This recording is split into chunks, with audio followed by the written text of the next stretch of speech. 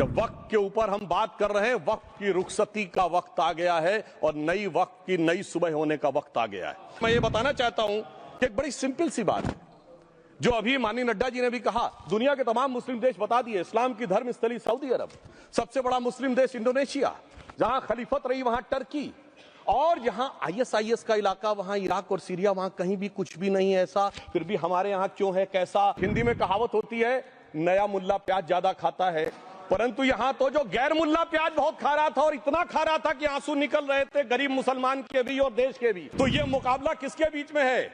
ये शराफत अली और शरारत खान के बीच का मुकाबला है। हमारी सरकार शराफत अली के साथ खड़ी है। Doctor Sudhanshu Trivedi, please, you have finished your speech. Please, no cross talk. I've already. Please, no cross talk. No cross talk.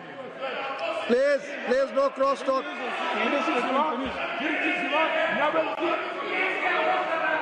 Dr. Thambi Durai ji, please, no cross talk.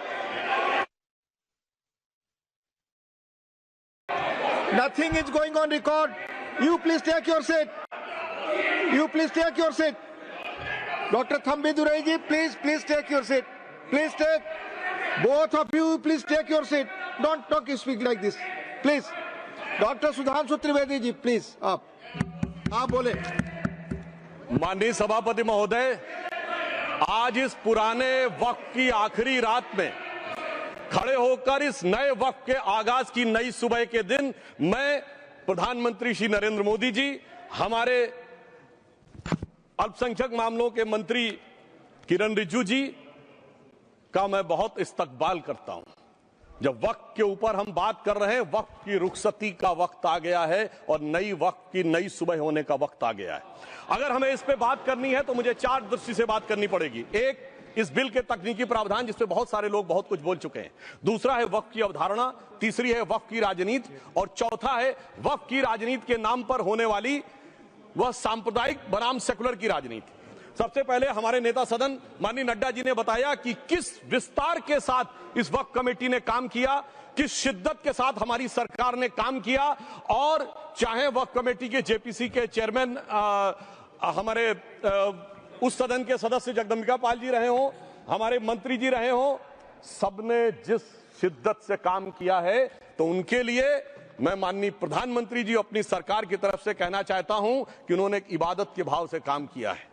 तो मैं कहना चाहता हूं, इबादतों की तरह मैं ये काम करता हूं, अपने फर्ज को झुककर सलाम करता हूं, फिर भी आप खिलाफत कर रहे हैं। तो तेरी मुखालफत से निखरती है शख्सियत मेरी, मैं सियासी दुश्मनों का भी बहुत एहतराम करता हूं।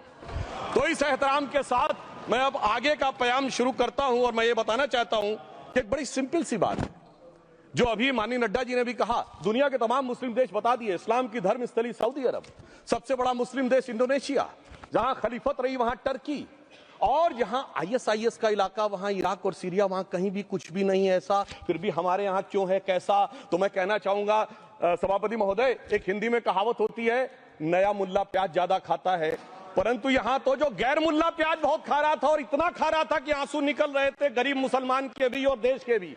इसलिए मैं कहना चाहता हूं सभापति महोदय, अगर छोड़ दीजिए भारत की बात करिए, तो क्या ऐसी कोई शक्ति सिखों के पास है, ईसाइयों के पास है, यहूदियों के पास है, पारसियों के पास है? नहीं है। छोड़ दीजिए, इस्लाम के अंदर आइए। अगर इतना भाईचारा है तो ये सुन्नी वक्फ बोर्ड और शिया वक्फ बोर्ड अलग क्यों है मेरे भाई? जमीन पे एक दूसरे पे एतबार नहीं है, सिर्फ सियासत के लिए साथ में आने की बात है। ये भी जरा सोचने की बात है। और जो अकलियतों में भी अकलियत है, आगा खानी है, बाकी है, जो बोहरा है, उनकी तो कोई गिनती नहीं है। हमारी सरकार ने पहली बार मुस्लिम समाज के अंदर भी ईमानदारी से सबको समान प्रतिनिधित्व देते हुए एक नई सुबह के नए वक्त का आगाज किया है। इसके लिए मैं सरकार को बधाई देना चाहता हूं। और सिर्फ ऐसा ही नहीं है, मुस्लिम समाज के अनेक लोग इस प्रकार के नियमों से बहुत प्रभावित हुए और बहुत प्रताड़ित हुए, जिसके अनेक उदाहरण बहुत लोगों ने बताए होंगे। मोहम्मडन एजुकेशन सोसाइटी कोल्हापुर का केस है, ईदगाह मैदान हुबली का केस है, जिस पर सुप्रीम कोर्ट ने साफ साफ उसको हुबली धारवाड़ म्युनिसिपल कॉर्पोरेशन को वापस कर दिया। अनीसा अयाशा वर्सेस तमिलनाडु वक्फ बोर्ड का केस है, तेलंगाना स्टेट वर्सेस मोहम्मद मुजफ्फर का केस है, हिमाचल प्रदेश वक्फ बोर्ड वर्सेस ख्वाजा खलीलुल्लाह का केस है, और सभापति महोदय ताजमहल पर भी दावा कर दिया गया। अब तो मैं पूछना चाहता हूं, सुप्रीम कोर्ट ने अपने जजमेंट में कहा कि भाई शाहजहां के जमाने का लिखा फरमान लेके आइए, तब हम मानेंगे कि इस पे कोई दावा है या नहीं। आप सोचिए कि अगर ये वक्त का कानून इसी ढंग से चला होता तो क्या होता। अभी हमारे जॉन ब्रिटास जी और मनोज झा जी ने बहुत सारी बातें बोली थी, एक प्यास की बात बोली थी, उन्होंने उड़ीसा के ग्राहम स्टोन्स का जिक्र किया था, तो उसमें तो कांग्रेस की सरकार सीबीआई की इंक्वायरी नहीं कर पाई थी। मगर जब ताजमहल का उल्लेख आता है सभापति महोदय, तो एक प्यास मुझे याद आ जाती है। जब शाहजहां जेल में था और दूर से उस ताजमहल को देखता था और उसे सिर्फ एक सुराही पानी मिलता था और उसने औरंगजेब से कहा एक सुराही पानी और भिजवा दो, तो जानते उसने मना कर दिया। तो दुखी होकर शाहजहां ने फारसी में लिखा, ए पिसर तू अजम मुसलमानी, जे पिदरे जिंदा आप तरसानी, आफरीन हिंदुआन सदबार, जे देहंद पिदरावा मुर्दा देवम आप। मतलब तू कैसा मुसलमान है जो जिंदा बाप को पानी के लिए तरसा रहा है, तुझसे तो आफरीन 100 बार उन हिंदुओं को है जो पितृपक्ष में मरे हुए बाप को भी पानी देते हैं। और सभापति महोदय, मैं बताना चाहता हूं कि ये हमने ईमानदारी से मुस्लिम समाज के कल्याण के लिए बात की है, क्योंकि एक तरफ खड़ा हुआ है ईमानदार मुसलमान जो शराफत के साथ ईमान को गले से लगाए हुए हैं, और दूसरी तरफ कुछ चंद सरमाएदार हैं जो उस अमानत में खयानत करके शरारत के साथ उसके झंडा बरदार बनना चाहते हैं। तो ये मुकाबला किसके बीच में है? ये शराफत अली और शरारत खान के बीच का मुकाबला है। हमारी सरकार शराफत अली के साथ खड़ी है, हमारी गरीब मुस्लिम के साथ खड़ी है। ये गरीबों गुर्बत वाले गुर्बत अली और सरमाएदारे वाले गाजी खान के बीच का इलाका है। मगर मैं कहना चाहता हूं महोदय, एक बात मैं बहुत स्पष्ट रूप से कहना चाहूंगा, इन जरूरतमंद मुसलमानों की लड़ाई के लिए मैं कह सकता हूं कि ये गरीब मुसलमानों के दिल की कसक और कट्टरपंथी वोट के ठेकेदारों के मन की ठसक के बीच में हमारी सरकार ने उस कसक का साथ दिया है, जिसके लिए मैं मानता हूं गरीब और पसमंदा मुसलमान निश्चित रूप से उनका आभारी होगा। हाँ, मगर जब इसकी बात आती तो भी माननीय खड़गे जी भी बोल रहे थे, माननीय संजय सिंह जी भी बोल रहे थे, मनोज झा जी भी बोल रहे थे कि साहब आपके यहाँ वो कितने पुजारी हैं और कितने किस वर्ग के पुजारी हैं। तो मैं उनको बताना चाहता हूं, केवल अकेले जूना अखाड़े ने पिछले साल 71 SC ST लोगों को महामंडलेश्वर बनाया। अरे आपको हमारे सदन में बैठे हुए बाल योगी उमेश नाथ जी नहीं दिखते? वैसे तो कहा जाता है जात ना पूछो साधु की, मगर मैं बताना चाहता हूं विश्व हिंदू परिषद के 50,000 से अधिक पुजारी ट्राइबल्स में जो शेड्यूल कास्ट है जो काम कर रहे हैं। मगर मैं हद अदब से पूछना चाहता हूं, बताइए मुल्ला मौलवी मुफ्ती मुकर्रम बारी हाफिज में से कितने पसमंदा हैं? उसमें कितने जुल्हा अंसारी घोसी बताइए मिरासी कितने हैं? बाकी छोड़िए, पसंदला बोर्ड में है क्या? अरे वक्फ बोर्ड में है क्या? इसीलिए मैं कहता हूं खुद मियां फजीहत दूसरों को नसीहत। अगर ईमानदारी से बात करनी है तो उस पर आगे। मगर मैं एक बात और कहना चाहूंगा कि हमारी जो सरकार ने नाम दिया है, इसको उम्मीद नाम दिया है, और ये उम्मीद है किसके लिए? उस ईमानदार मुसलमान के लिए और देश के हर खास व आम के लिए ये उम्मीद है। मगर सभापति महोदय, कुछ लोग वो हैं जो उम्मा का ख्वाब पाले हुए थे। उम्मा शायद हमारे बहुत से लोग समझते हो ना समझते हो, पूरी एक एंटायर जो इस्लामिक खलीफत और राज होता है उसको उम्मा कहते हैं। उम्मीद वालों को तो उम्मीद की नई रोशनी दिख रही है, उम्मा वालों की उम्मीद पे पानी फिर रहा है। तो ये उम्मीद और उम्मा के बीच का भी मामला है। परंतु मैं ये भी कहना चाहूंगा सभापति महोदय, इसके बाद सिर्फ ऐसा ही नहीं था, प्रॉपर्टीज के ऊपर, तमाम सरकारी प्रॉपर्टीज पे जिसमें बहुत डिटेल में हमारे साथी लोग गए, मैं डिटेल में नहीं जाना चाहता। भोपाल का विषय है, हैदराबाद का विषय है, मुंबई का है, लखनऊ का है, पटना का है, बहुत प्रकार से है। माननीय लालू प्रसाद यादव जी का विषय जब बताया गया था तो बहुत ज्यादा हमारे मनोज झा जी बोल रहे थे, तो अब मैं उसके डिटेल में नहीं जाना चाहता हूं। सबने वो वीडियो देखा है। बस एक लाइन में उनके लिए कहना चाहूंगा, वो कुछ भी बोल रहे हैं, जिसे कहते हैं बिगड़ी बात बने नहीं, लाख करो किनकोए, रहीमन बिगड़े दूध को मथे न माखन होए। अब जो बोलना था वो बोल चुके, सबके सामने वो आ चुका। अब एक बात और है, दूसरे धर्म स्थलों के बारे में विषय आता है, तो मैं याद दिलाना चाहता हूं केरला के कैथोलिक चर्च ने 31 मार्च 2025 को जो लिखा, सिर्फ उसकी लास्ट की 2 लाइन बोलना चाहता हूं। We request the central government to get the amendment bill passed as early as possible so that the tears of thousands of suffering people in the place like Munambam can be wiped out only by a legal amendment that can provide a permanent solution to their suffering. We urge all the MPs from opposition party to support the bill so that the historic legislation can become unanimous. मगर सभापति महोदय, ये अल्पसंख्यकों की बात करने वाले जब अल्पसंख्यक की बात आती तराजू पे तौलते हैं, किसका वेट ज्यादा है, किसकी धमक ज्यादा है, किसकी खनक ज्यादा है, फिर तय करते हैं कि माइनॉरिटी के साथ आना है, किस माइनॉरिटी के साथ नहीं आना है। और मैं एक और बात कहना चाहता हूं, तमिलनाडु के तिरुचेरी मंदिर की बात आई, यमुनानगर में गुरुद्वारे की बात आई, केरल में क्रिश्चियन कम्युनिटी की जमीन की बात आई। बहुत सारे लोग प्लेसेस ऑफ वर्शिप के एक्ट की बात करते हैं, तो एज पर places of worship act Tamil Nadu का मंदिर का तो स्टेटस नहीं चेंज हो सकता भाई। 15 अगस्त 47 के बाद किसी प्लेस ऑफ वर्शिप का स्टेटस नहीं चेंज हो सकता, तो वक्फ बोर्ड को क्लेम फॉरफिट कर देना चाहिए, because it is in contrast to the places of worship act. परंतु अब सुनिए, यही गुरुद्वारे के बारे में भी होना चाहिए। मगर सभापति महोदय, चाहे वक्फ बोर्ड का एक्ट हो, चाहे प्लेसेस ऑफ वर्शिप एक्ट हो, एक ही को फायदा होना है, जिसे कहावत में कहते हैं खरबूजा छुरी पर गिरे या छुरी खरबूजे पे गिरे, आखिर में कटना भगवे रंग के खरबूजे को ही होता है। अब मैं यह भी बताना चाहता हूं कि इन संपत्तियों के द्वारा जो कुछ हुआ, उन्होंने इतनी चीजों को लिया है, इतनी चीजों को लिया है। एक पुराना उर्दू का शेर है कि मिटे नामियों के निशान कैसे कैसे, और ये जमीन खा गई आसमां कैसे कैसे। इस जमीन ने कैसे कैसे लोगों को अपने में समा लिया, इसकी तमाम तारीख गवाह है। अगर मैं इसमें बहुत डिटेल में जाऊंगा तो सदन का बहुत सारा वक्त जाएगा, परंतु मैं एक बात ये कहना चाहता हूं कि जब इतना ज्यादा आगे बढ़ गया तो फिर कोर्ट ने आगे इंटरवेंशन करना शुरू किया। मैं डिटेल में नहीं जाना चाहता हूं। अभी कार्तिकेय शर्मा जी ने बहुतों ने बोला सैयद फसल का case versus Union of Government, Allahabad High Court के केस को कहा, मगर Bashir versus State of West Bengal case में उन्होंने बहुत क्लियर कट कहा है कि वक्फ is not a religious denomination in accordance with Article 26 of the Constitution, so the matter relating to the restricting the economic, financial, political and other sectoral activities that may be associated with religious practice under Article 25(2)(a) of the Constitution can be regulated by the state.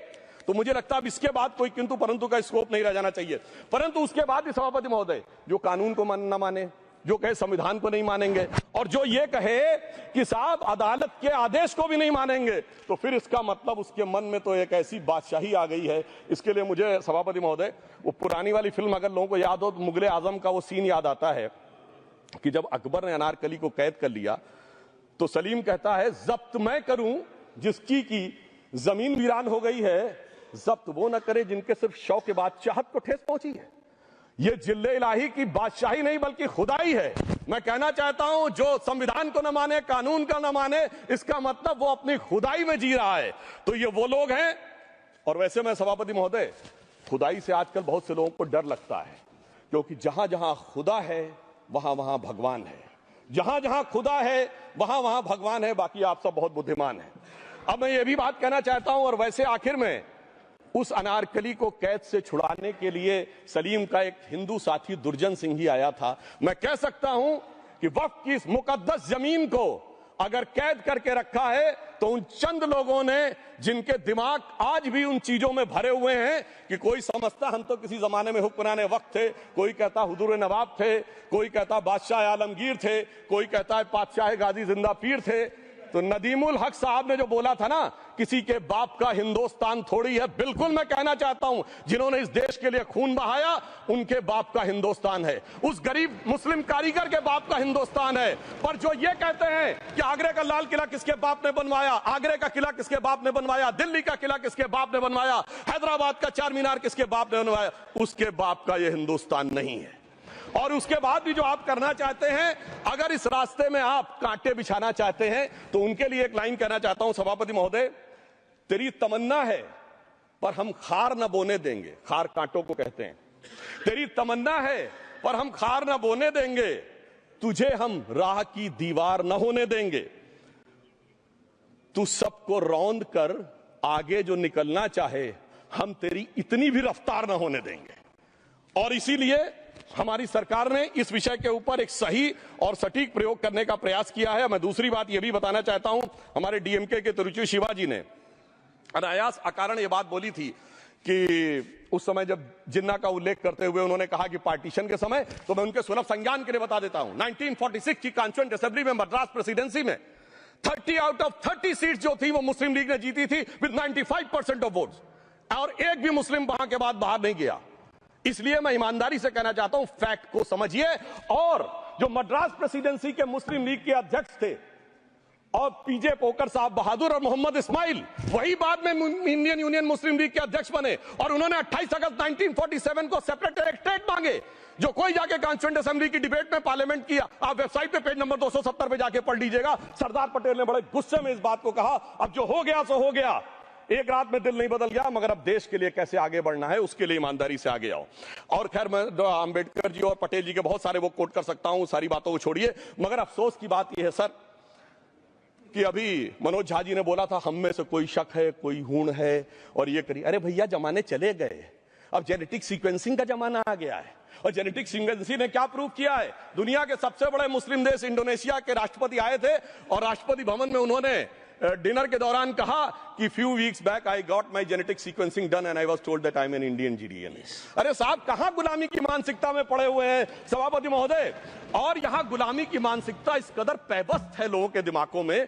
किसी सदन के एक सदस्य यहां विराजमान है, वो उस समय महाराणा सांगा का उल्लेख कर दिए। मैं ईमानदारी से कहता हूं एक भी इंडियन सोर्स में इसका उल्लेख नहीं है, सारे के सारे फॉरेनर्स और लुटेरों के सोर्स में उल्लेख है। इसीलिए मैं कहता हूं ये गुलामी के जिन्होंने गुलाम बनाया उनके सोर्सेस पे यकीन न करिए। और वैसे थोड़ा सा आउट ऑफ कॉन्टेक्स्ट हो तो ये भी बोल दूं, हमारे सदन के बहुत सदस्यों को नहीं पता होगा, अलेक्जेंडर के आक्रमण का किसी भारतीय सोर्स में कोई उल्लेख नहीं है, पोरस नाम के किसी राजा का उल्लेख नहीं है, सिर्फ और सिर्फ ग्रीक में है। इसलिए गुलामी की मानसिकता से बाहर निकलिए, तब इन चीजों को आप सही ढंग से समझने में सफल होंगे।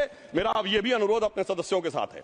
वक्त की अवधारणा के बारे में बहुत कुछ बोला जा चुका है कि ये ओरिजिनली कहां से आया, पर मैं इतना कहना चाहूंगा सबसे पहले वक्त का उल्लेख आता है जब ससनिड एम्पायर को खलीफा उमर ने कैप्चर किया तो आज का जो सदन इराक है उसके इलाके को उन्होंने वक्फ डिक्लेयर किया और वो स्टेट के द्वारा कंट्रोल होता था। स्टेट के बारे में माननीय नड्डा जी ने अभी बताया कि बड़े बड़े देशों में किस ढंग से होता था। सर सैयद अहमद खान ने भी वक्फ को मूल इस्लाम का हिस्सा न मानते हुए इसके लिए मुजार शब्द कहा है जो शरिया के अंतर्गत आता है और इसी के लिए उन्होंने फतवा आलमगीरी को भी कोट किया था। और इसीलिए 1894 की जो प्रिवी काउंसिल का जजमेंट जो आया था वो वक्फ अल औलाद के खिलाफ आया था। मगर सभापति महोदय 1906 में कलकत्ता कांग्रेस अधिवेशन में कांग्रेस ने प्रस्ताव पारित किया कि प्रिवी काउंसिल के जजमेंट में कुछ गलती है, इसे बदलना चाहिए। क्योंकि 1904 में जिन्ना कांग्रेस को ज्वाइन कर चुके थे, इसलिए मैं कहना चाहता हूं फिर 1913 में वो जजमेंट बदला कि हमारे सदन के बहुत से सदस्यों ने इस सदन और दूसरे सदन में बोला है। मैं एक सेंटेंस बोलता हूं, लगेगा जैसे वही लोग बोल रहे हैं। वर्ड ये है, कोट है, since the bill was introduced to administer the Muslim law for मुसलमान so the question of public policy does not arise. लगता है जैसे हमारे कुछ सदस्यों में बोल रहा हूं। सर ये मोहम्मद अली जिन्ना ने अप्रैल 1913 में ही is use this word while moving the report of the select committee to the Imperial Legislative Council. Sir 1913 से 2013 तक भाषा ही नहीं बदली और आज भी भाषा नहीं बदल रही है। हमें ईमानदारी से, और उस समय यूपी और बंगाल ने उसका विरोध किया था, आज यूपी और बंगाल के लोग किस तरीके से साथ में है वो पूरी तरीके से दिखाई पड़ता है। इसलिए हम ये कहना चाहते हैं, हाँ एक प्रश्न बहुत उठाया जाता है कि केवल मुस्लिम ही वक्फ को क्यों दान दे सकता, ऐसा वक्फ बोर्ड में क्यों संशोधन किया गया। मैं ईमानदारी से कहना चाहता हूं, ऐसा नहीं कि मैं इस्लामिक मामलों का बहुत बड़ा आलिम फाजिल जानकार हूं, मगर इस्लाम में बहुत साफ मान्यता है कि जो गैर मुस्लिम है उसकी इबादत अल्लाह कबूल नहीं कर सकते, उसकी दुआ कबूल नहीं होगी तो दान कैसे कबूल होगा। साहब हम इस्लामिक भावना का सम्मान कर रहे हैं। हमारे अल्पसंख्यक मंत्री गए थे तो वो मदीना में एक डेफिनेट लेवल तक जा सकते, उसके आगे नहीं जा सकते। अगर इबादत की इजाजत नहीं है तो साथ जायदाद की इजाजत कैसे हो सकती है। मुस्लिम भावना का सम्मान है, और अगर है तो कोई मुल्ला मौलवी मुफ्ती मुकर्रम बारी आज आके बता दे कि कबूल हो सकती है दुआ, तो हम दान भी कबूल करने के लिए तैयार हैं। और तो और छोड़िए साहब, जब आप कहते हैं कि हर चीज हलाल होनी चाहिए, तो साहब हलाल करने की प्रक्रिया नहीं, हलाल करने वाला भी मुस्लिम होना चाहिए, तब वो हलाल होता था। तो मैं पूछना चाहता हूं साहब, काटने के लिए तो हलाल होने के लिए मुस्लिम जरूरी है और बांटने के लिए बगैर मुस्लिम के भी हलाल होगा, ऐसा तो नहीं हो सकता। तो जो हमारी सरकार ने किया है वो मुस्लिम भावना के सम्मान के लिए किया है। और जहां तक मैं कहना चाहूंगा, हिंदू समाज के बारे में बात करते हैं, हमारे यहां कोई प्रॉब्लम नहीं है। हमारे यहां कोई ऐसा नहीं कि हज पे कोई गैर मुस्लिम नहीं जा सकता। हमारे देखिए कुंभ में 50 लाख विदेशी आए थे और किसी से नहीं कहा या कन्वर्ट हो जाओ। इसलिए मैं कहना चाहता हूं, हिंदुइज्म की धारणा और बाकी धारणा का जो तुलना करने का प्रयास करते हैं वो बहुत उचित नहीं है। मगर सभापति महोदय, इस वक्त ने कई अद्भुत नजारे दिखाए। इस्लाम में जो काफिर से ज्यादा मुशरिक और शिर्क को बुरा माना गया, नहीं जो भगवान को माने ही नहीं। यहां देखिए वो लेफ्ट के लोग जो कहते धर्म एक अफीम है, वो आज खुदाई खिदमतगार बन के खड़े हो गए। सोचिए कैसा बदलाव आया है। और सर मुझे एक और चीज नजर आती है, एक पुराना गीत था, वक्त ने किया क्या हसी सितम। तो आज मैं कहना चाहूंगा वक्त ने किया क्या हसी सितम कि मुस्लिम लीग और शिवसेना मिलके हो गए हम। और मैं कहना चाहता हूं ये मुस्लिम लीग वो है जिसने सेपरेट इलेक्टोरेट की मांग की थी और इस शिवसेना के उबाटा के हमारे इस सदन के एक सदस्य हैं। और सर हमारे साथ मुरली जी बैठे हैं, मुरली देवड़ा जी ने मुझे याद दिलाया, उन्होंने मिलिंद देवड़ा जी ने याद दिलाया, उन्होंने कहा एक जमाने में उन्होंने कहा था मुस्लिमों की नागरिकता छीन लेनी चाहिए। इसीलिए मैं कह रहा हूं वक्त ने किया क्या हसी सितम, ये दोनों मिलके हो गए हम। और मैं सर मैं इसके बाद एक टेक्निकल बात करना चाहता हूं, जब इन्होंने टाइम ड्यूरेशन हटा दिया था और बैक में पीछे जा सकते थे, तो मैं पूछना चाहता हूं सर कि जब ब्रिटिश हुकूमत आई तो उसने तो मुगलों सारी हुकूमत ले ली थी, तो उनका मालिकाना हक कैसे हुआ? सर 1707 के बाद तो इस्लामी हुकूमत दिल्ली से खत्म हो गई थी। एक आखिरी मुगल बादशाह शाह आलम के लिए तो बोला जाता था सल्तनते शाह आलम दे लाल किले ते पालम, यानी आज का आईजीआई एयरपोर्ट। तो साहब उसके बाद ये गुजरात के सूरत से लेकर लखनऊ तक उनका मालिकाना हक निकलने कहां से लगा? अरे भाई जब दिल्ली को कैप्चर किया था अंग्रेजों ने तो सारी जमीन अंग्रेजों की थी। तो जब मैं अपने कांग्रेस के मित्रों से पूछना चाहता हूं, ये जब गवर्नमेंट ऑफ इंडिया एक्ट में पावर डीड ट्रांसफर की थी तो पढ़े नहीं थे क्या, या खोखले कागज पर साइन कर लिए थे, या कागज सही था आप खोखला करने की बात है? मैं पूछना चाहता हूं जब 250 साल तक वो हुकूमत ही नहीं रही तो उस हुकूमत के फरमान की लेजिटिमेसी कैसे हो सकती है? ये मैं कानूनविदों के लिए भी एक फूड फॉर थॉट रखने की बात करता हूं। और दूसरी बात मैं कहना चाहता हूं, ये किन हुकूमतों की बात कर रहे हैं सभापति महोदय? अगर सूरत नगर निगम पे दावा है मुगल के जमाने का और तमिलनाडु के मंदिर पर अरकाट के नवाब का, सभापति महोदय ये वो हुकूमतें थी जो जजिया लगाती थी, ये वो हुकूमतें थी जो जिम्मी का कॉन्सेप्ट रखती थी, ये वो हुकूमतें थी जो गाजी की बात करती थी। क्या भारत के संविधान में उन हुकूमतों के फरमान को सही मान्यता देना सही है? बिल्कुल गलत है। मैं कहता हूं बाबा साहब अंबेडकर के संविधान में यदि आप ऐसी हुकूमतों के फरमान को रखने की कोशिश करते हैं तो this is fraud on constitution. और हमारी सरकार ने अगर बैकडेट से वो बंद किया है तो उस फ्रॉड को रोकने की पूरी व्यवस्था की है। और यहां पर मैं ये भी कहना चाहता हूं सभापति महोदय, जमींदारी उन्मूलन 1948 में हो गया, मगर ये बाद में जमींदार कैसे क्रिएट हो गए? हमने बचपन में विनोबा भावे, हम लोग के जन्म से बहुत पहले की बात है, विनोबा भावे जी के भूदान आंदोलन की बात सुनी थी, जिसमें जमींदारों से पैसा लेके जमीन लेके गरीबों को दी जाती थी।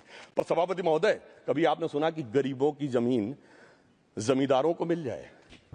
वो 2013 के बोर्ड ने वो व्यवस्था कर रखी थी, यानी वो भूदान आंदोलन था गांधी जी के शिष्य विनोबा जी का। तो आज के गांधियों के नेतृत्व में भू हड़प आंदोलन शुरू हो गया। अगर वो भूदान आंदोलन था तो ये भू हड़प आंदोलन था। इसलिए मैं एक और बात भी कहना चाहूंगा सभापति महोदय कि जिन हुकूमतों के फरमान की बात की जाती है, एक और फैक्ट है, इसको कोई अन्यथा न ले, जितने मुस्लिम बादशाह अलाउद्दीन खिलजी के बाद उन्होंने बगदाद की खलीफा का खुतबा पढ़ा है, that is a foreign rule, it's on record. कैसे उसको भारत सरकार मान्यता दे सकती है? इसलिए मैं कहना चाहता हूं जरा सा गौर से देखेंगे तो हकीकत आपके सामने आ जाएगी। और क्या कभी किसी ने कल्पना की, किसी क्रिश्चियन ने तो नहीं कहा कि इंडिया गेट हमारा है, गेटवे ऑफ इंडिया हमारा है, और चर्च नहीं सही फिर भी चर्च गेट हमारा है? तो फिर यह केवल किसी एक के दिमाग में क्यों आती है? हमने जो इवैक्यू एक्ट के तहत दे दिया था पाकिस्तान के गए लोगों को, क्या हमारे जो सिख और हिंदू भाई आए थे उनकी जमीनें मिली? अरे महाराजा रणजीत सिंह की राजधानी लाहौर थी और काबुल तक था राज, तो क्या उन्होंने जमीनें नहीं दान दी होगी गुरुद्वारे और मंदिरों को? वो मिली?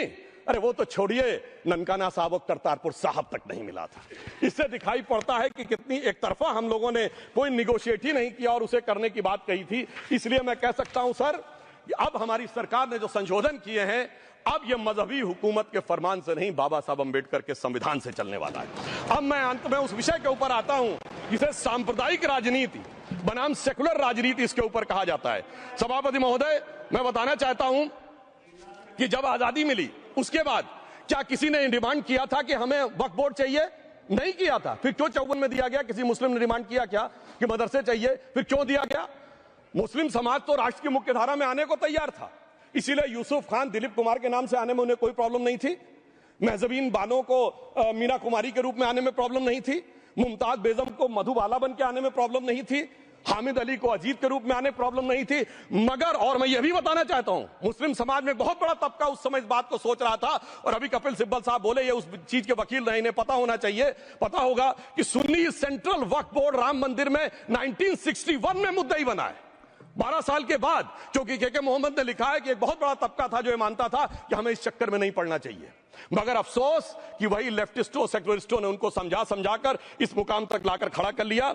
अब यहां मैं एक और बात कहना चाहूं, खैर छोड़िए उन सरकारों ने बाद में क्या दिया, मगर उसके बाद सुनिए, इंदिरा जी के जमाने में मुस्लिम पर्सनल लॉ बोर्ड आया, तो राजीव जी के जमाने में शाबानो केस आया, तो नरसिम्हा राव के जमाने में 95 का एक्ट आया, तो मनमोहन सिंह जी के जमाने में 2013 का एक्ट आया, मगर इलाज नहीं निकला।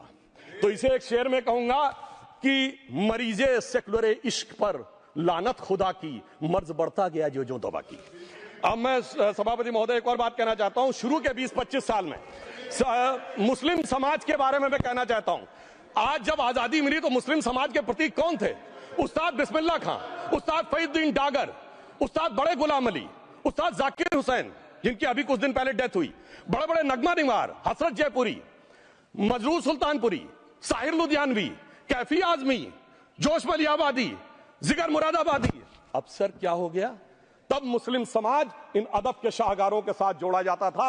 आज मुस्लिम समाज का नेतृत्व किन लोगों के साथ जोड़ता है? इशरत जहां, याकूब मेनन, मुख्तार अंसारी, अतीक अहमद, दाऊद इब्राहिम, कौन जोड़ रहा है ये? तब से सर, जब से ये सेकुलर हो गया देश 1976 से, और सेकुलर सियासत शुरू हुई, उसने ले जाकर इनको इस मुकाम तक पहुंचाया। और इस वक्फ बोर्ड के बिल में भी जो बात कही जा रही है, सर मुस्लिम समाज को यह समझाया गया कि तुम्हें बीजेपी वालों को तुमसे बड़ी अदावत है, और कहा गया इनको बड़ी मोहब्बत है।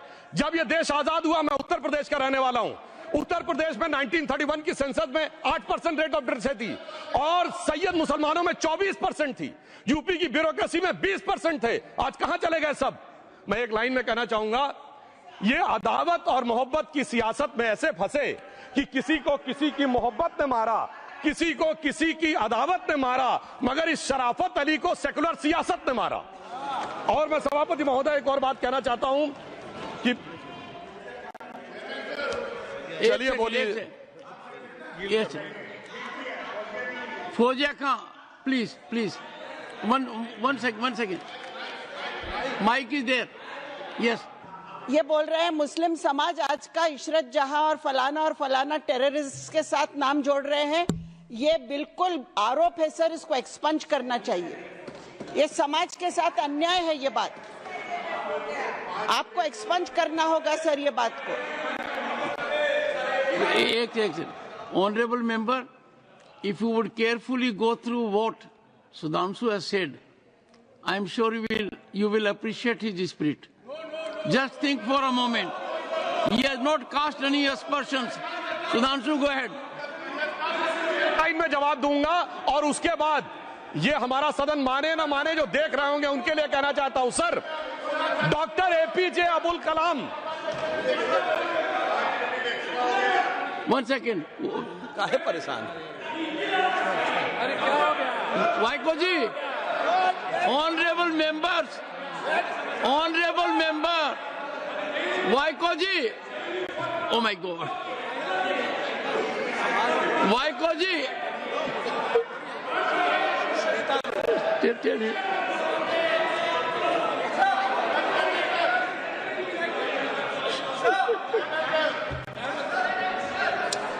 ऑनरेबल एसएम को जी हिंदी समझ रहे हैं।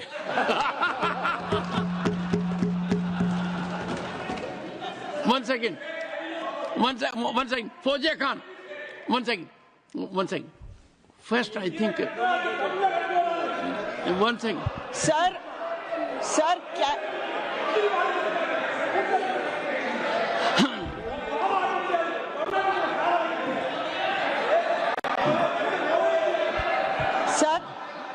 cannot be stigmatized. Yes, sir. An entire community cannot be branded like this. Fauziya Khan ji, I'll come to you. I'll give you the opportunity. Honorable Finance Minister. But one line is said. One line. No, please. He might be very emotional, sir. But that one line he said is objectionable. and I will seek your indulgence to remove it. He said, Tamil Nadu kaalu vai paakren. You enter Tamil Nadu, I'll see you. No good. No good. இல்ல தப்பது தப்பு அப்படி சொல்லக்கூடாது. நீங்க அப்படி பேசுறது தப்பு. நீங்க அப்படி பேசுறது ரொம்பவே தப்பு. இந்த நாட்டுல யார் வேணாலும் எங்க வேணாலும் கால் வைப்போம். யாருக்கும் அதிகாரம் இல்ல ஒரு உயிர் மேல. Honorable Finance Minister. So sir, this is atrocious. You set foot in Tamil Nadu and take care. What is that language? We have a Home Minister after a long time who has brought about changes unthinkable. What he said, you can be fully assured. Yes, Honorable Home Minister. Yes, Jairam ji. Minister, please. If the Yes, Honorable Finance Minister has found a statement objectionable, Jairam ji, the statement of the Honorable Member stigmatizing a whole community is objectionable. Oh. And what is worse, is the chairman lending respectability to that view. Oh my. That is even worse. Honorable That is even worse. Minister. मान्यवर, सुधांशु जी ने मुसलमानों के लिए कुछ नहीं किया है, India alliance के लिए किया है। अब मैं एक एक कर बता देता हूं। अरे सुनो ना भाई, आप सुनो तो। अरे दिग्विजय सिंह सुनिए, मैं खड़ा हूं ना अपने पैर पर। मान्यवर, सुधांशु जी ने कहा इशरत जहान, यही एनसीपी पार्टी ने इशरत जहान के घर पर जाकर रुपयों का इनाम भी दिया था और उसको शहीद बताया था। दूसरा कहा अतीक अहमद किस पार्टी से थे? इंडिया अलायंस की। दूसरा कहा अंसारी किस पार्टी से? कांग्रेस और इंडिया अलायंस के। ये सारे नाम आपके साथ जुड़े हैं भाई। उल्टा उन्होंने तो मुसलमान कम्युनिटी से तो ढेर सारे शायरों का नाम दिया जिन्होंने साहित्य की सेवा की और ढेर सारे साहित्य की रचना की। मन Sudhanshu, he is not yielding now. सबसे पहले मैं तमिलनाडु का जवाब देना चाहता हूं। Yes. सभापति महोदय, तमिलनाडु से ही डॉक्टर एपीजे अब्दुल कलाम थे और मैं सारे सदन से कहना चाहूंगा, डॉक्टर कलाम का नमाजे जनाजा और याकूब मेनन का नमाजे जनाजा एक ही दिन हुआ। कितने लोग याकूब मेनन के नमाजे जनाजा में गए और कितने डॉक्टर कलाम के नमाजे जनाजा में गए? डॉक्टर कलाम मेमोरियल पे कितने लोगों की फोटो है? दिखाएं मुझे, सोशल मीडिया पे पोस्ट की हो। मगर अफजल हालात का मारा था, आपके एक मंत्री का ऑफिशियल ट्वीट है, वही सदन के सदस्य नहीं तो मैं नहीं बोल रहा हूं। याकूब मेनन की जुडिशियल किलिंग हुई, आपके एक नेता का, मिनिस्टर का ऑफिशियल ट्वीट है, सदन के सदस्य नहीं है इसलिए नहीं बोल रहा हूं। और सर 26/11 आरएसएस ने कराया, सदन के सदस्य बैठे हुए हैं। हाफिज साहब और सुनिए, जाकिर नाइक शांति का मसीहा सदन में सदस्य बैठे हुए हैं। सर किसने जोड़ा? मैं नहीं कह रहा हूं जोड़ा, हमने किससे जोड़ा मैं बताना चाहता हूं। मैं अपनी बात, सर मैंने नाम किसी का नहीं लिया। सर आपने उड़ता तीर क्यों पकड़ लिया? सर मैंने नाम नहीं लिया, उड़ता तीर क्यों पकड़ लिया? सर मैं पूरी बात कर लूं। सर मैं कहना चाहता हूं, हमारी सोच मुस्लिमों के बारे में और इनकी सोच में क्या अंतर है। देखिए, जिन लोगों ने मुस्लिम हिस्ट्री नहीं पढ़ी उन्हें मैं बताना चाहता हूं। एक दो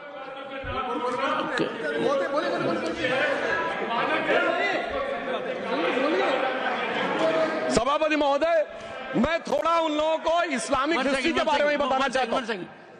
Honorable Digvijay Singh, please. No, I'll give you a chance. I'll give. Honorable Digvijay Singh ji. माननीय सभापति महोदय, जो माननीय सदस्य ने बात कही है, मैं सुन रहा था डॉक्टर त्रिवेदी जी की बात। उन्होंने कहा था ऐसे मुसलमान हम लोगों के साथ हैं और वैसे मुसलमान इन लोगों के साथ हैं। बात यह है कि आपने जिस तरह से इस पूरी बात कही है, ये घोर आपत्तिजनक है, अपमानित करती है और जो माननीय सदस्य ने भी मेरे बारे में भी कहा है, मैं उनके निंदा करता हूं। Honorable Home Minister. Honorable Home Minister. Honorable Home Minister. एक second Okay. One second, your mic will be on. जी महोदय, मुझे ये सब कहने की जरूरत नहीं है, लेकिन जो गुजरात में दंगे और फसाद हुए, कौन कौन उसके लिए जिम्मेदार थे, बताइए।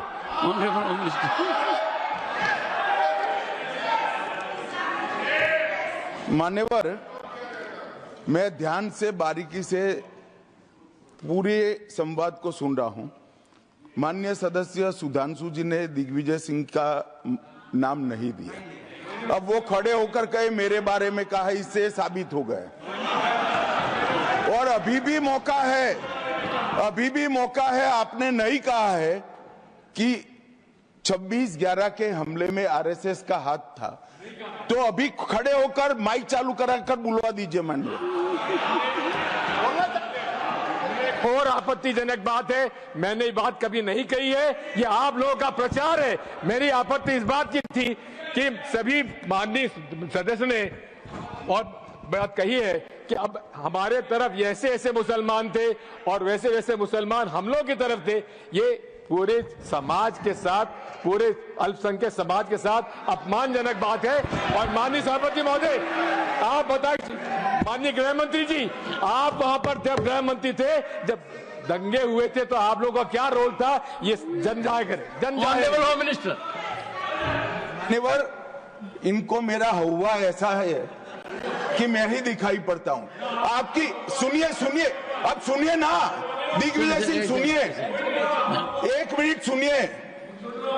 दंगे शांत होने के बाद 18 महीने के बाद मैं गृह मंत्री बना। दंगा हुआ तब मैं गृह मंत्री नहीं था।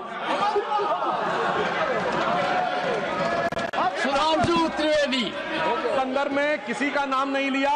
अजीज बर्नी की किताब थी 2611 एंड आरएसएस कॉन्स्पिरेसी, कोई जाके चेक कर ले उसमें कौन कौन कहां था। अब मैं मुसलमानों के बारे में कहना चाहता हूं, मुस्लिम समाज के लिए। बहुत से लोग ऐसे हैं जिनको मुस्लिम समाज की हिस्ट्री नहीं पता है। मैं बताना चाहता हूं, भारत से जब न्यूमेरिक सिस्टम सबसे पहले गया तो अल जहार थे सबसे पहले, जिन्होंने जाके 1793 में जो सूर्य सिद्धांत था उसका अरबी में ट्रांसलेशन हुआ सिंध हिंद। और हम बता रहे हैं हम किस तरह के मुस्लिम को साथ रखते हैं। डॉक्टर कलाम से बड़ा आलिम इस्लाम में साइंसदान नहीं हुआ, और आरिफ मोहम्मद खान साहब जो बिहार के गवर्नर हैं, उनसे बड़ा आलिम फाजिल मुसलमान आज सियासी जमात में तो नहीं होगा, ये मैं दावे के साथ कह सकता हूं। मगर मैं बताना चाहता हूं सर, उसके बाद उन्होंने एक किताब लिखी, एक सर 10th सेंचुरी के मुस्लिम राइटर थे जिन्होंने किताब लिखी, उसका नाम था the compendious book of balancing and completion according to Hindu calculation, जिसको शॉर्ट में अल जब्र कहा गया, और वहां से अलजबरा निकला। और सर उसके बाद अल ख्वारिज्म आया। और सर आज मेरे ख्याल से सदन के बहुत से लोगों को नहीं पता होगा, ये जो एल्गोरिथम वर्ड है ये अल ख्वारिज्म से आया हुआ है। एक जमाने में इस्लाम में बैतुल हिकमत था, यानी वो सबसे बड़ा हिकमत का केंद्र था, जब एक से एक लोग होते थे। बहुतों को नहीं पता होगा कि कोलंबस ने जिस नक्शे के थ्रू दुनिया ट्रेवल किया था, वो बनाने वाला भी एक मुस्लिम था, अल इदरीसी। मगर सर एल्गोरिथम आज ऐसा बदला कि एआई के एज में दलगत भावना से ऊपर उठकर औरंगजेब के साथ खड़े हो गए। सर ये एल्गोरिथम किसने बदल दिया, ये मैं बताना चाहता हूं। इस पे थोड़ा सोचने की जरूरत है। इसलिए मैं कहता हूं मुस्लिम पॉलिटिक्स की सोच क्या थी, हमने किन मुसलमानों का साथ दिया है, मैं बताना चाहता हूं। सर वीर अब्दुल हमीद की शहादत की 50वीं वर्षगांठ 2015 में हुई। प्रधानमंत्री मोदी जी ने उनके पूरे परिवार को और उनकी पत्नी को बुला के सम्मानित किया, और इन लोगों ने उस यासीन मलिक को, जिसके ऊपर 3 एयरफोर्स के ऑफिसर्स को हत्या करने का आरोप था, वो प्रधानमंत्री आवास में। सर साफ दिखाई पड़ता है कौन किसके साथ खड़ा हुआ है, कौन किस तरह के मुसलमान के साथ खड़ा हुआ है। और सर मैं ये भी कहना चाहता हूं, सर ये सर अपने टर्न पे बोलिए। सर पिछले 30-35 सालों से हुआ खड़ा किया जा रहा है। 1990 में जब राम मंदिर आंदोलन हुआ, कहा गया बीजेपी आएगी उत्तर प्रदेश में खा जाएगी। सर बीजेपी आने के बाद उत्तर प्रदेश में जानते क्या हुआ सर, 22 साल से शिया सुन्नी के बीच में जो दंगे चलते थे और मदे साहबा का जुलूस नहीं निकलता था, शिया समुदाय का मदे साहबा का जुलूस लखनऊ में हमारी सरकार में निकलना शुरू हुआ। और उसके बाद कहा गया केंद्र में भाजपा आएगी तो खा जाएगी। सर अटल जी की सरकार आई, इतनी शानदार स्थिति रही। उसके बाद कहा गया गुजरात में आएगी तो भाजपा खा जाएगी। सर गुजरात का मुसलमान आज सबसे समृद्ध मुसलमान है, सबसे ज्यादा जकात वहां से आता है। उसके बाद कहा गया मोदी जी की सरकार आएगी तो क्या होगा। सर मोदी जी की सरकार आने के बाद हमारे साथियों ने बताया है अल्पसंख्यक समुदाय के 70% लोग हैं जिनको किसी न किसी एक योजना का लाभ जरूर मिला है। और सर फिर कहा गया सीए आएगा तो नागरिकता छिन जाएगी। सर उसके बाद भी आपने सब देखा, और सर हम बचपन में सुनते थे कि राम मंदिर बनने लगेगा तो मिडिल ईस्ट के देश पेट्रोल देना बंद कर देंगे। सर राम मंदिर भी बन रहा है और भारत मिडिल ईस्ट कॉरिडोर भी बन रहा है और अबू धाबी में भी मंदिर बन रहा है और 4 मुस्लिम देशों ने सर्वोच्च नागरिक सम्मान मोदी जी को दिया हुआ है। इसलिए मैं कहना चाहता हूं सर, मर्ज हो तो उसका इलाज किया जा सकता है। जैसे हमारे यहां वैद धन्वंतर माने गए हैं, इस्लामी अकीदे में वैद हकीम लुकमान माने गए, तो कहा गया है उनके लिए कि इसमें क्या रखा है, देखे है जो तू आन के पास, बदगुमा वहम की दारू नहीं लुकमान के पास। यानी मर्ज का इलाज है पर वहम का इलाज तो हकीम लुकमान भी नहीं कर सकते जो आपने पाल कर रखा है। मैं कहना चाहता हूं, हम किन मुसलमानों की बात करते हैं? आप गंगा जमुनी तहजीब की बात करते हैं। सर दारा शिकोह औरंगजेब का बड़ा भाई था, उसने उपनिषदों का अध्ययन किया, संस्कृत में अनुवाद कराया और नाम रखा सिर्रा अकबर, यानी वर्ड्स ऑफ गॉड। मैंने किसी को दारा शिकोह की जयंती मनाते हुए नहीं देखा। मैं पूछना चाहता हूं, बेगम बीबी ताज, उनके घर पे जाते किसी ने सुना? सर ये बताइए, आलम शेख, इतने बड़े कृष्ण भक्त कवि, किसी ने सुना उनके घर पे जाते हुए? मलिक मोहम्मद जायसी, जिन्होंने पद्मावत लिखा, उत्तर प्रदेश के रहने वाले, उनके घर पे कोई गया? ये बताइए, ब्रिगेडियर मोहम्मद उस्मान के घर पे कौन गया? आजमगढ़ में, गाजीपुर के रहने वाले थे, आज तक जाने वालों में नहीं दिखे। और मैं सर बताना चाहता हूं एक और बात, सर एक सैयद इब्राहिम रसखान हुए हैं, बहुत बड़े कृष्ण भक्त के कवि।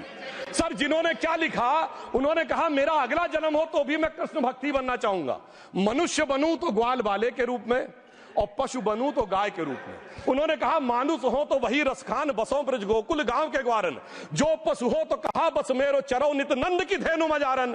सर उन्होंने कहा गायों के बीच में नंद बाबा की गायों में जन्म लेना चाहूंगा। मगर सर आज एक ऐसे नेता आए हैं इस देश में जिनको गायों से बदबू आने लगी है, तो उनके लिए मुझे मेरे मन में भाव आता है सर कि श्री रामचंद्र कह गए सिया से, ऐसा कलयुग आएगा गोपालक श्री यदुवर कुल में एक ऐसा नेता आएगा जिसे बकरे कटने में खुशबू मिलेगी, गौ माता में बदबू पाएगा। रामचंद्र कह गए सिया से, कैसा कलयुग आएगा। अब सर मैं एक और बात भी कहना चाहता हूं, हम किनको मानते हैं? सर नजीर अकबराबादी को सुनिए, कृष्ण भक्त के लिए क्या कहा। सर मैं एक बोलना चाहता हूं, बुल्ले शाह ने क्या कहा? बुल्ले शाह ने कहा, अभी होली गुजरी है, उसने कहा था आज होली खेलूंगी मैं, कर बिस्मिल्लाह। उन्होंने आगे कहा अलस्तु बिरबिकुम, प्रीतम बोले, सब सखियों ने घूंघट खोले, नाम नबी की रतन चढ़ी, सुनिएगा, नाम नबी की रतन चढ़ी और बूंद पड़ी अल्लाह अल्लाह, आज होली खेलूंगी मैं, कर बिस्मिल्लाह। तो मैं भी कहता हूं अब बिस्मिल्लाह करिए और उसके बाद हमारे इस सहयोग करिए, इस सकारात्मक उसका, वरना अल्हम्दुलिल्लाह जो हम मुसलमानों के लिए और देश के लिए करना चाहते हैं उसमें हमें सफलता जरूर मिलेगी। अंत में मैं सिर्फ ये कहना चाहता हूं सर, तमाम प्रकार की बातें यहां पर हुई, सकारात्मक और नकारात्मक, मगर अफसोस की बात यह है कि 1913 के वक्फ वाल औलाद से लेके 2013 के वक्फ वाल औलाद तक इनकी फितरत नहीं बढ़ती, क्योंकि सर ये तो पार्टियां ही अल औलाद है, तो इनको तो उससे बहुत ज्यादा वो होगी। पर मैं सिर्फ अंत में कहना चाहता हूं सर, अपनी सोच बदलिए। आप जिस कश्ती पे सवार होकर इस दरिया को पार करने की कोशिश कर रहे हैं, पिछले 75 साल में नहीं कर पा रहे हैं, 10-12 साल में बहुत हिचकोले खा रहे हैं, तो कश्ती और रास्ता बदलिए। तो इनके लिए अंत में एक पंक्ति कहते हुए बात समाप्त करना चाहूंगा, इन्होंने कश्ती भी नहीं बदली, दरिया भी नहीं बदला, पर इन डूबने वालों का जज्बा भी नहीं बदला, पर है शौक के सफर ऐसा, एक उम्र हुई हमने, मंजिल भी नहीं पाई, रास्ता भी नहीं बदला। अब अगर नई मंजिल पानी है, नई मंजिल की नई सुबह देखनी है, तो मैं कहना चाहता हूं आइए सबको साथ लेकर चलिए। और एक ऐसा वक्त आया है जब मैं जो हमारे किरण रिजिजू जी ने कहा था कि मैंने शम्मा जलाई हवाओं के खिलाफ, तो मैं प्रधानमंत्री मोदी जी की तरफ से कहता हूं कि हमें इल्जाम मत दीजिए, बहुत अफसोस होता है, हमें इल्जाम मत दीजिए, बहुत अफसोस होता है। बड़ी तरकीब से कश्ती यहां तक लेके आए हैं और बदल देते हैं हम दरिया की लहरें अपनी हिम्मत से, आंधियों में भी अक्सर चिराग हमने जलाए हैं। धन्यवाद।